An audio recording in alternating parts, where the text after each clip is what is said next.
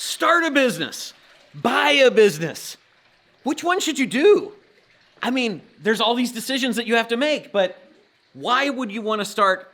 Why would you want to buy? Which one is better? Which one has more advantages? Which one has more disadvantages? Let's talk about that.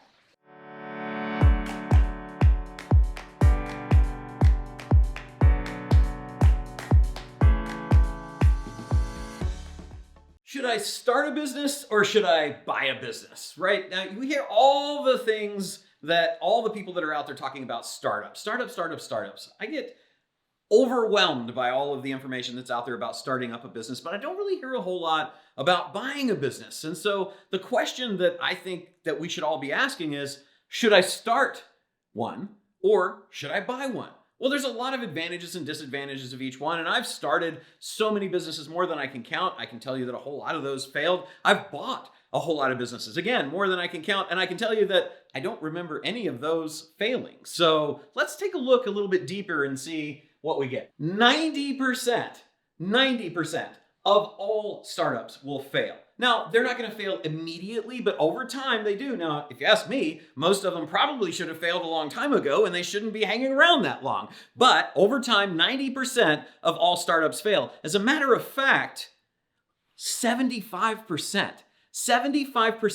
of the businesses that are funded by the super smart venture capitalists that are in Silicon Valley and all those cool places with MBAs and lawyers and Stanford graduates, right? They fail 75%. It's crazy, right? That's impossible! Here's something to think about. What about businesses that you buy? Well, I don't have a slide for this, but I can tell you that businesses that you acquire, that you buy, they only fail on average 2% of the time. So you got to ask yourself a question. Do I want to play the odds?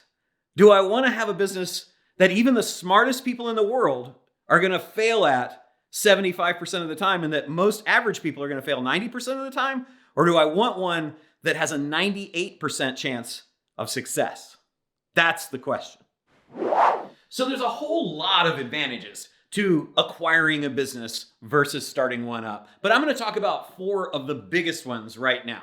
Let's dive in, okay? Number 1, there's less risk. Why is there less risk? Well, there's less risk because we've already got a business that's been going. It's already in business. Startups fail because they're unproven business models. One that is already existing, one that already is going, that's been there, it's got the benefit of proving that it can last, right? Right off the bat. So a whole lot less risk because you don't have to prove an unproven thing. Startups have like this hypothesis. I think people want to buy this thing. I think that the product market fit is going to be this. That doesn't exist when you are acquiring a business. That risk, you're going to have a way easier time because you know that it works. It really works! Okay, the second thing, number 2, more financing options. Look, I've been doing this for almost 40 years, crazy amount of time. I know I only look like I'm 20, but here's the deal.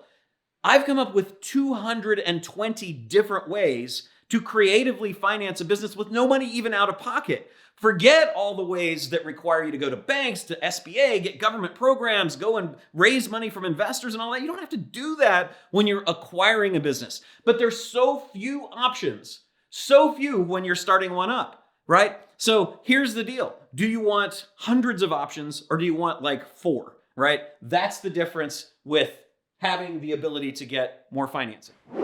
So the third advantage is established brand recognition, right? How many of you know what this is? Oh, what company is that, right? We all know. It's Tesla, right? No, it's Apple, right? Okay, and Nike. Nike, the swoosh, they say that the value of that swoosh is more than almost anything else on the planet. Crazy, crazy. And what about this? Chick-fil-A, right? So here's the cool thing. We recognize these brands by their logos. And when we've got a logo, we have loyalty. We have brand loyalty because they've spent literally billions of dollars convincing us that this represents something. Apple represents cool, right? You remember the old ads when there was the IBM not so cool person and the cool person that had Apple. Didn't you make this? Nike is motion, right? It's we're overcoming things, success, athletics. And Chick-fil-A is just the best daggone fast food fried chicken sandwich that you can get. So let's talk about brands that I think about when I'm looking to acquire something.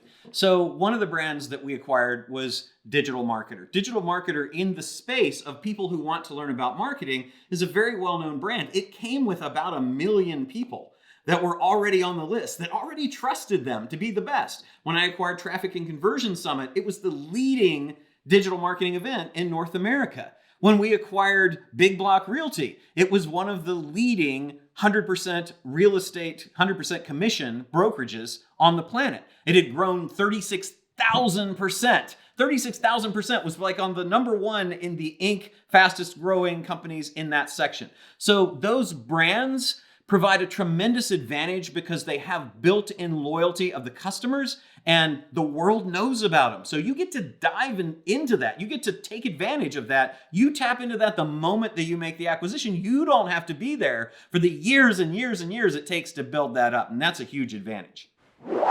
So let's talk about effort. Effort. How much does it take? How much energy do you have to put into this business that you're going to acquire? Well, if you're starting it up, it's 100% effort. There is nothing there. You literally start from scratch. That's why it's called a startup. But when you're acquiring a business, there's so much less effort. It's so much easier. Look, you get instant customers. They're already there. Because those customers are there, what are they doing? They're buying. That's why they're a customer, right? So you've got sales. When you've got sales, hopefully, if you've got a decent business model, you also have profits. You've also already got all of the contacts that you need to do everything. You don't have to put everything together. It's like, I want to start up a baking business. I don't know, who do I buy from? Who are my suppliers, right? I don't know any of those things. And I already have employees that hopefully are there that work. You worried about the Great Resignation? You don't have to worry about that. You've already got all the employees. These are the advantages of having a business that already exists and acquiring versus starting up. Okay, so let's summarize this, right? We talked about what are the 4 giant, huge advantages of acquiring a business versus starting one up from scratch. The first one, risk, right? Startup, not an advantage. Lots of risk. We don't know if it's going to work. 90% of them fail. 75% of the ones that the smart people start up fail. But our acquired businesses have a 98% chance of success. Only 2% of those ever go into default. Financing options, I mentioned, there's about 220 of them that I've come up with, right? Just me. There's a whole bunch of people that have come up with a whole bunch more. You have all of those available when you're acquiring. When you start up, not as many, right? Only a few. Really just banks, friends and family, and some angel investors. That's kind of it. Established brand. We talked about how Apple and Nike and Chick-fil-A have these brands that already have followings. If you get to acquire a brand that already has followings, that's going to rock. You've already got your businesses set. So not so much with a startup. Never heard of you guys. You need to spend some money to build brand awareness. And effort. Lots and lots and lots of it with startup because there's literally nothing there when you start, and not so much because the acquired business is already successful, already proven business model, already got everything you need. Now, a 5th bonus thing, just let's talk about life fulfillment.